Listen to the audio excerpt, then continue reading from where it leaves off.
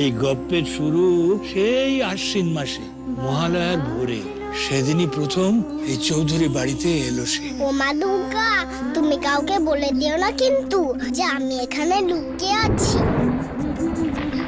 ও হরি, তুমি তো আমায় দেখতেই পাচ্ছ না। দাঁড়াও, আমি তোমার চোখে এঁকে দিই। महिषासुर निर्नाशी भक्तानां सुखदे नमः ध्रुवं देवी जयं देवी यशो এই একটা বাচ্চা মেয়েকে দেখেছো অনাথ আশ্রম থেকে পালিয়েছে? ও মা গো! কে ডাকলি রে মা বলে? সেই মহালয়ায় মেয়েটি চক্ষুদান করলো মা দুর্গাকে, আর তার বদলে মা দুর্গা চক্ষুদান করলেন তাকে। মানে কি চাই এখানে? মতলব কি তোর? পালিয়ে লাভ কি? হায়, তোর মার কাছে নিয়ে যাব। তুমি মিথ্যা কথা বলছো। কে? এখন আমি তোমাদের সবার মনের ভিতরটা দেখতে পাচ্ছি।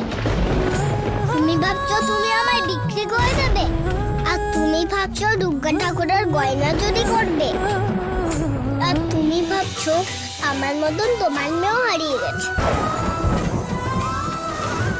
তুই কে মা? বলে দাও তো বাঘ মামা, আমি কে? আসছে দুর্গামণি ও বাঘ মামা জি বাংলায়।